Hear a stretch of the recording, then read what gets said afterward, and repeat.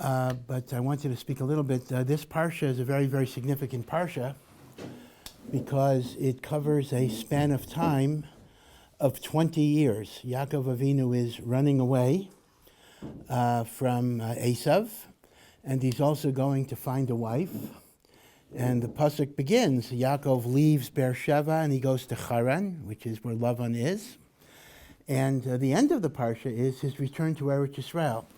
So it's a very, what you might call a bookend parsha.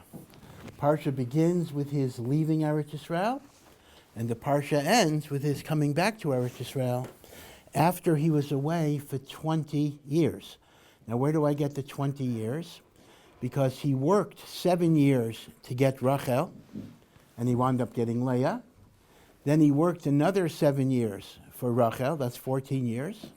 And then he worked 6 more years to build up his financial position.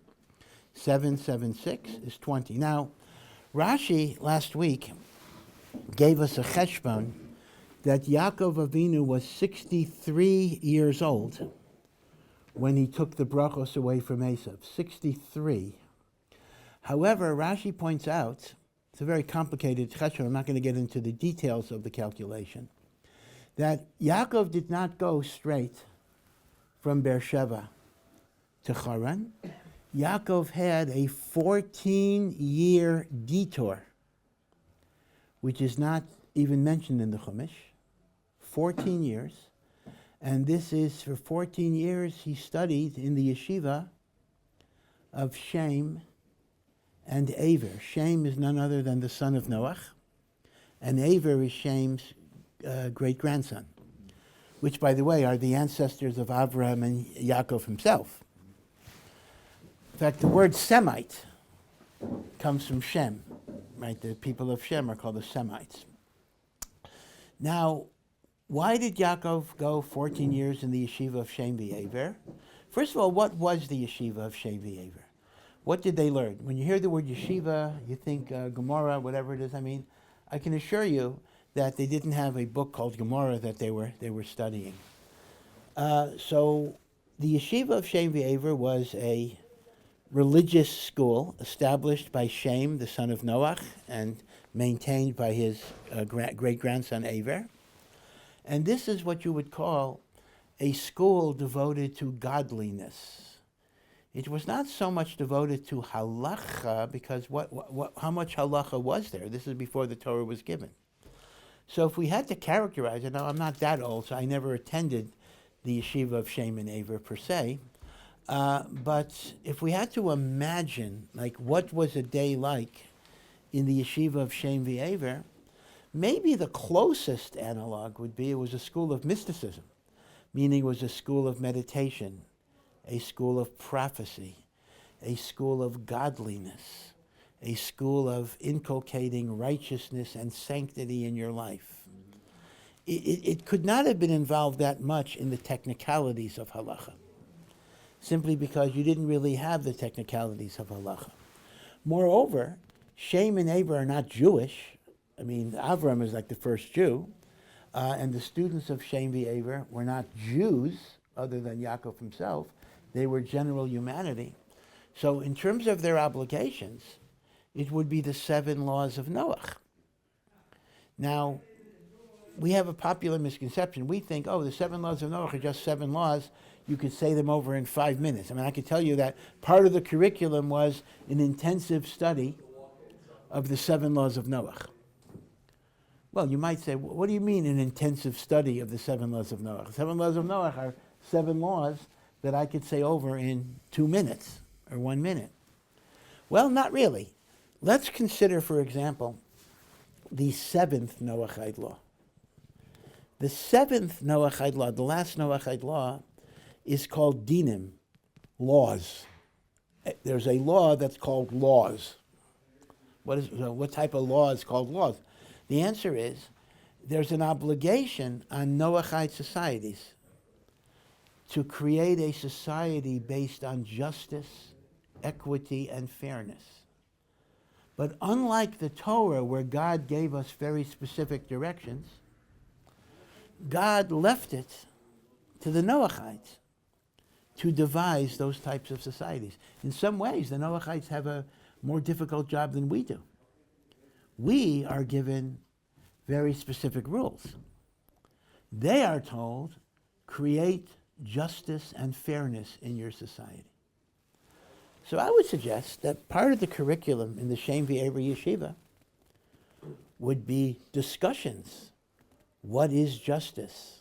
What is fairness? What is morality? The point I'm making is, again, I don't think anybody knows firsthand what the curriculum actually was, but I would feel it was less of a rule-oriented curriculum and more focused on spirituality and more generalized ideas of what is just and fair. Now, I hate to say this, but for some people here, they might say, hey, I like that better than a yeshiva. I like the Shem V'Aver model a little better because it focuses on spiritual ideas more than legalities.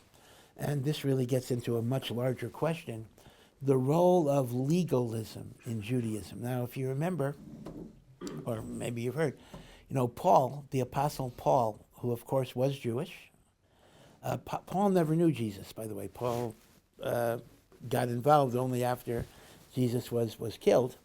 But Paul is the real inventor of Christianity. You have to give Yeshua did not invent Christianity. Yeshua may have claimed to be Mashiach, but Yeshua was operating within Judaism. Paul claims that he was a Talmud of Rabban Gamliel. Paul says he had been a disciple of Rabban Gamliel, the Tana, and Paul was a persecutor of Christians. But eventually, he went over to the other side. And one of Paul's arguments is that the way of the Torah has to be replaced. God has to supersede it. God did supersede it because there is such an emphasis on legalism and technicality. And people are involved in detail and they miss the big picture. And this is a common criticism that people have of halakhic Judaism, that it is so focused on rules that we sometimes miss the bigger picture of spirituality. And to some degree, that is a legitimate criticism. But let me give you a defense of the rule orientation of Judaism. And that is, human beings have an infinite capacity to fool themselves. We can delude ourselves with rationalization, with excuses. If God would have given a system that simply says, be a good person, be moral, and I'll leave it to you to figure it out, we would tend to define morality by what's convenient to us at any given place. What Torah does is, the Torah says, I'm not going to just tell you, be good. I'm going to give you direction. I'm going to give you structure, how to be good. So that even when you don't always feel that virtuous, you have a path to follow.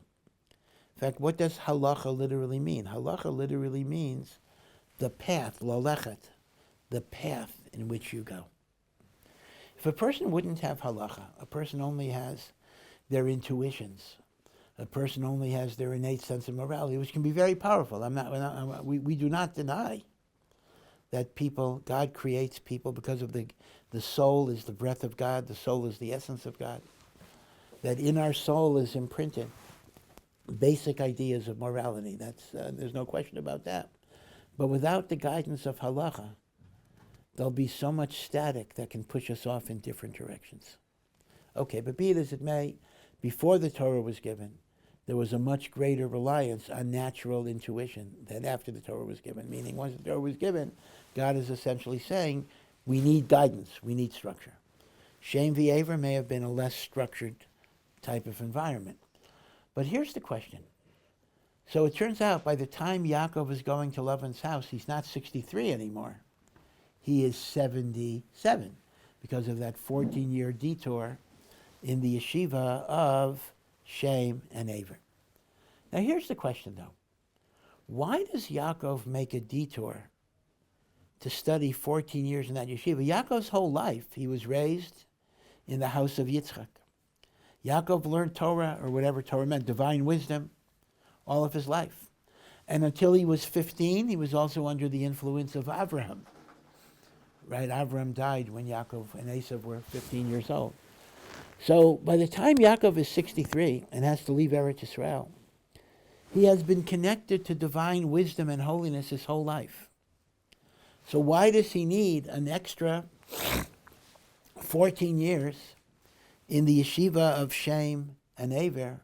What did Shem v'Aver give him that he didn't already acquire from Abraham and then Yitzchak, his own father? So Rav Hutner explains in a very interesting way. Rav Hutner says that Yaakov is facing a very unique challenge. Yaakov's whole life, he was growing up in an atmosphere of holiness and sanctity.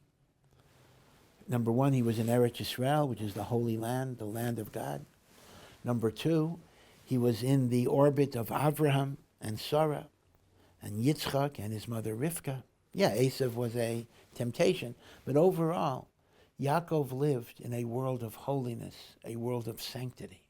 Even though there were Canaanites and there were idol worshippers, but by and large, there was an enclave, there was a community. In fact, we don't really have a sense of how large this group was. You know, we tend to think, well, there was Avraham and there was Yitzchak, like it's a group of 3 people or 5 people. Not really. They had students, they had converts, they had avadim, slaves, meaning this could have been a community theoretically. I don't have the numbers. It could have been thousands of people. And this was an enclave of holiness and sanctity and goodness. But now Yaakov is facing a new challenge. Yaakov is going to Lavan's house. Lavan, a house of avodah zarah, corruption, deception, fraud. And Yaakov is not going to be part of a community of holy people. Yaakov is going to be the only one. And even when Yaakov gets married, again, in Yaakov's time, at most, he has sons. I mean, eventually, he'll have 11 sons in Lavan's house. The last son, Binyamin, is not born until he gets back to the land of Israel. So Yaakov needs a survival skill because it's kind of, in microcosm, it's roughly analogous a little bit to how do you transition from being in full-time yeshiva in Israel to getting back into the working world, a more secular world, a more decadent world. These survival skills that help you here are not necessarily the same things that you're going to need there. It's a different challenge. It's a different environment. Now, who would be familiar with that environment? Shem, the son of Noach. Shem lived in a world that was totally evil. Shem lived in a world that was totally degenerate. Can you imagine? It's hard to believe. The only righteous people in the world were Noach, his wife, Shem, Cham. Cham became a Rasha, but at one point, Shem, Cham, and Yafes. So Noach and his 3 sons, so that's 4 people, and their 4 wives, 8 people. Only 8 people. So Shem knows what it's like to live in a world that is totally corrupt and totally decadent and totally evil. And as Yaakov is about to enter that world, he needs to pick up a few pointers, 14 years worth of pointers, as to how to survive that type of environment. That he couldn't get from Avraham Yitzchak, because Avraham Yitzchak had created communities of holiness. Right? So the challenge of transitioning to a less sacred, a less holy, a decadent, a corrupt environment requires maybe a different type of chinuch, people who have been through that. And that is why Yaakov needed to spend 14 years in the Yeshiva of Shem and Aver. So what's going on? He starts his traveling, and strange things start happening. It's a very spooky thing. All of a sudden, in the middle of the day, it turns pitch dark. That's how Chazal learn it, meaning not that it became night. It became night all of a sudden. So Yaakov stops. He gets stones together to make a pillow for himself or whatever it would be. And you know, Chazal say an amazing thing. Chazal say he actually got to Haran. Haran is in southern Iraq. It's around 1,000 kilometers from here. He got all the way to Haran. From Beersheba in the south to Haran, northeast. And after he got to Haran, listen to this, he said to himself, Oy vey, in my journey I passed Yerushalayim, I passed Mount Moriah, I passed the place where my father was offered as a korban to God. How can I not pray there? So he turned back to go to Yerushalayim to pray. And God did not want him to make that trip. So Hashem brought the Temple Mount, what would later become the Temple Mount, to where he is. So there's a double location here. Yaakov actually lay down to sleep in a place that's called Beis El, or he called it the house of God. Its original name was Luz, which is north of Jerusalem. On the other hand, the actual dirt, the actual ground of Mount Moriah was brought to him. He didn't know that necessarily yet. But Hashem brought, now it's hard for me to picture this exactly. I would assume that if Hashem is moving a mountain, there would be some disruption of other cities or whatever it would be. No, this mountain just goes through. But somehow the mountain got there. Yaakov lays down to sleep, and Yaakov has a vision, a magnificent vision, of the angels of God going up and going down, and Hashem giving him reassurance and comfort and strength. I will be with you. I will not abandon you. It's one of the magnificent, magnificent passages of the Torah, telling Yaakov, yes, it's dark. You're going to go through very, very hard times. You will go through hard times. But I will be with you. And I will bring you back to this land. And I will not forsake you. When you read those words, remember, it's not just Hashem talking to Yaakov. It's Hashem talking to the Jewish people. This is what Hashem is saying to us. I am with you. Okay, read it in that powerful way. So who are the angels going up the ladder and down the ladder? Many, many interpretations. One could write a whole book on this. I wish there would be. I'm not aware of a sefer mamish on this, but it's deserving of a sefer. The simplest explanation is the angels going up are the guardian angels who protect Yaakov in Israel. They're now relieved of their job because he's entering Chutz La'aretz. So those angels of Eretz Yisrael are going up. They're going back to heaven. And the angels of Chutz La'aretz that will protect him are going down. So the Olim are the angels of Chutz La'aretz that have been retired. And going down are the angels of Eretz Yisrael, of Chutz La'aretz that are taking over. But there's a Pirkei Rabbi Eliezer says that there are 4 angels altogether, and these represent the 4 kingdoms that will persecute and enslave the Jewish people. There is the kingdom of Babylon, and there's the kingdom of Persia, and the kingdom of Greece, and the kingdom of Rome. We are still considered to be in the Roman Gullets because the Romans destroyed the temple, and we're not out of that yet. So this is called the Gullets of Rome, or the Gullets of Asaph, because Rome is connected to Asaph. And it pictures the following, the Medrash says. Yaakov saw the angel of Babylon going up 70 rungs and then coming down. So it's the same angel, up, down. So that's good because the Gullus of Babylon only lasted 70 years. He then saw the angel of Persia going up 52 rungs and then going down.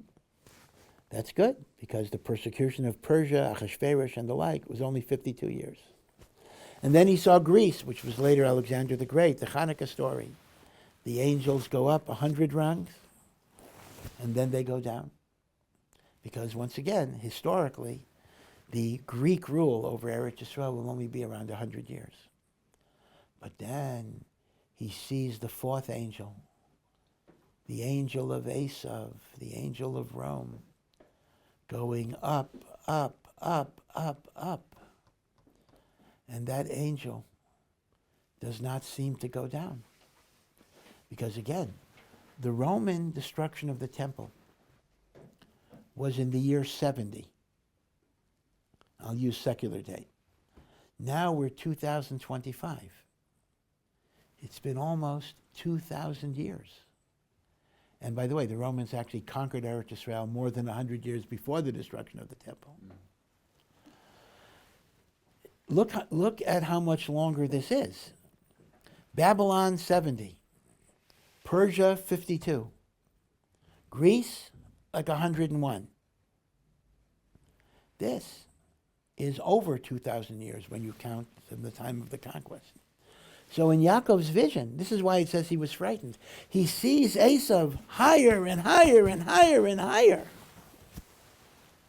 And there seems to be no end. And that's when Hashem reassures him that, yes, this is going to be long, but there'll be an end to this as well. Olim v'yordim. They go up, they go down. Now, but before Yaakov had this dream, and before he went down to sleep, before he did that, he did something else. It says that he encountered the place. Chazal have an interpretation that the word encounter refers to prayer. Vayifka b'makom vayolen sham. He encountered the place. That means he prayed to Hashem. And Chazal darshan from here that Yaakov enacted the practice that you pray to Hashem in the evening. Avraham enacted Shachris, praying to God in the morning. Yitzchak enacted Mincha, praying to God in the afternoon. And Yaakov enacted the practice of davening Maariv. Vayifka b'makom v'yolen sham is Yaakov was mesaken Maariv. Now, be sure you understand what that means. We certainly do not mean that Avram, Yitzchak, and Yaakov wrote the text of Shemona Esrei. The text of Shemona Esrei is from the Second Temple period. That's certainly a much, much later composition. Original prayer was spontaneous in your own words. So there was no liturgical text that Avram, Yitzchak, and Yaakov gave us. But they did create the practice of morning, afternoon, night, but it was established sequentially, not simultaneously, meaning in Avram's time, it was only the morning prayer. Yitzchak added to Avram's prayer an afternoon prayer, and Yaakov added to Avram and Yitzchak a night prayer. Yaakov Avinu was Mesaken Tfilas Arvis. Now, Kriya Shema of the night is a mitzvah in the Torah. That's a separate mitzvah. But the tefillah, the prayer, is from the Avos. So now, let me raise a very simple question. Although it's a machlokas in the Gemara, we actually paskin that Shachris and Mincha are obligations. You are obligated to daven Shachris, and you're obligated to daven Mincha. But davening Arvis is technically optional. Now, I have to be careful there. I don't want anyone to walk out of this room and saying, oh, I don't have to daven Maariv because Maariv is optional. Once it was accepted as a custom by the Jewish people, it has now become obligatory. So now it's an obligation. But originally, Maariv is an optional prayer. Not the Shema, but the Amidah. So here's the question. If Avram did Shachris, and Yitzchak did Mincha, and their prayers are obligatory, why would the prayer of Yaakov be inferior to that of Avram and Yitzchak. Avram Shachris, you got to do. Yitzchak's Mincha, you got to do. Yaakov's Maariv is optional. In many ways, Yaakov is considered to be the greatest of the Avos. Right? Avram had the Yishmael, the bad son, and Yitzchak had Esav, the bad son. It's only Yaakov, all of whose children became the Jewish people. And we are told in the divine throne of God has 4 faces based on Yechezkel: the face of the eagle, the face of the lion, the face of the ox. I mean, this is mystical stuff. And the face of a man. Like the 4 faces. And the man is said to be the face of Yaakov Avinu. The ideal human. Not even Moshe Rabbeinu, Yaakov Avinu. Yaakov's greatness was so phenomenal. So why would Yaakov's prayer be optional, right? Why would it be optional? So let me share with you quickly a thought of Rav Tzadok. And Rav Tzadok says a very beautiful thing. He says, even though we daven the same Shmona Esrei for Shachris, Mincha, and Maariv, same words, but the emotional connection to Hashem is supposed to be different based on the time of day. Now, in some ways, electricity kind of ruined it for us because we don't have a sense anymore of night and day. We don't have a sense of transitions so much. In fact, there's even secular books on this, how electricity changed the meaning of night. Of course, they had candles, but it wasn't the same. That night used to be a time where life shut down. Now, shutting down doesn't just mean in a negative sense, but it means it was a time of reflection, a time of calmness, a time of introspection, as opposed to the idea that, I got to get out, it's nightlife, I got to get out and do stuff. That's really a function of electricity. Until there was electricity, there was no concept as, I'm going to go to town at night to do something.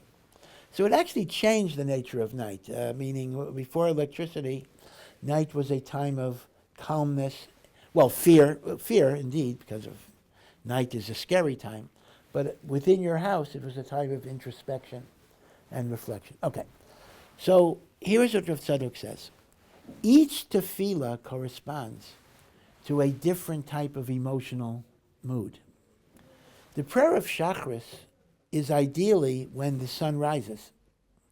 A new day, a new world, new hope, new possibilities.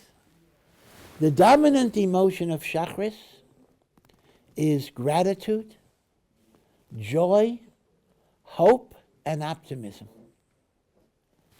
Because in a new day, everybody feels, even if, you're normally depressed, but for a few seconds at least, until you remember your life, so to speak, there's always a sense of hope at the beginning of a day. The birds are singing. There's a certain notion. A new day is beginning. Right? So this is Avram's prayer, because Avram was the man who saw the benevolence of God. And even in his own life, he eventually experienced it. He had Yitzchak at the age of 100 years old. Even Yishmael did tshuva and came back to him. Avram was respected, he was admired, he was wealthy. He brought thousands of people to the Shekhinah, brought them to Hashem. So Avram looks at life and he sees hope and gratitude for all that God has given him. Mincha, now we daven Mincha early, but ideally Mincha should be davened before sunset. But as the sun is setting, the lengthening shadows of the day. So Mincha is the prayer of panic, meaning you're still in the day, but things are slipping away. It's beginning to get dark. That's Yitzchak's prayer. Because Yitzchak lived in Eretz Yisrael. Yitzchak never left Eretz Yisrael. But remember, the 400 years of exile begin from the birth of Yitzchak. Because Yitzchak was harassed. Yitzchak was always given, his wells were filled up. He was always given the message, you don't belong here. So there's something ominous in theory about mincha. It's still light, but it's getting dark. It's getting dark. And instinctually, as it's getting dark, even if you have no particular reason, there tends to be a bit of maybe a very low-level panic, but a notion of, gee, the day is finishing. So Shachris is the prayer of joy and gratitude. Mincha is the prayer of panic, in which I turn to God and I ask God, things are slipping away, but I ask you, God, to let me hold on to them a little longer. Maariv, we daven when it's absolutely dark. Yaakov Avinu is experiencing total darkness. He's 63, actually 77 years old. He has no wife, he has no children, he has no money, he has no possessions. His life is being threatened by Esav. He's leaving Eretz Yisrael. He thinks he'll never see his father again, although Lamaisa he will. He will never see his mother again. Rivka dies before he comes back. And where is he running to? He's running to a degenerate, corrupt, spiritual environment of Lavan. So on one hand, he's facing the threat to his physical life. On the other hand, he's facing the threat to his spiritual destiny. And it's totally dark. And remember, he didn't yet have the vision of the ladder. The vision of the ladder is after he davened. So when he davened, there was nothing. Darkness. Hopelessness. No way out. Total despair. Because the ladder was God's answer to his prayer. So here's the idea. If Shachris is the prayer of hope and gratitude, and Mincha is the prayer of panic, Maariv is called the prayer of Emunah, faith. Emunah is what you have when everything else is gone. The Brisker Rebbe used to say, if you have strong Emunah when you have $100,000 in the bank, that's not Emunah. You got the money in the bank, although $100,000 then went further than it goes today. Emunah is when you have zero in the bank, and you still say, God will take care of us. So Yaakov's prayer is the prayer of Emunah. So now Rav Tzadok says, this is why it's optional. The idea of Shachris, that I have to be grateful for what God gives me, that's so fundamental that every bar mitzvah kid is supposed to know that. So it's mandatory. Mincha, when you're in danger and things are slipping away, no atheists in foxholes. In other words, it's something that everybody can intuitively grasp. But Maariv is a deeper idea. Maariv is the idea of having faith, even though there's no reasonable basis for hope at all. Faith in the concentration camps. In other words, you're in a concentration camp, you have faith. So the optionality, if there's such a word, of Maariv is not because it's less important, but it's actually a deeper, higher spiritual level that we aspire to and we try to reach, but it can't be expected of everybody. What Shachris and Mincha represent can be expected of everybody. Maariv is a much, much higher level. We work towards it, but it can't be concretized as a mandatory thing. Maariv is the prayer of Emunah. That is why in the Shema in the morning, after we finish the Shema of the morning, and we say emes v'yatziv, that means God's truth is standing up clear. Because in the mornings of your life, you see the kindness of God. In the evenings of your life, emes v'emunah, God's truth is something I believe in, even if I don't always see it and perceive it. Okay, so that's kind of Rav Tzadok's explanation about the tefillas. Okay, I guess we'll stop here and be well. Thank you, Rabbi. Thank you for listening to this Ohr Somayach production. To find out more and to partner in our mission, please visit ohr.edu.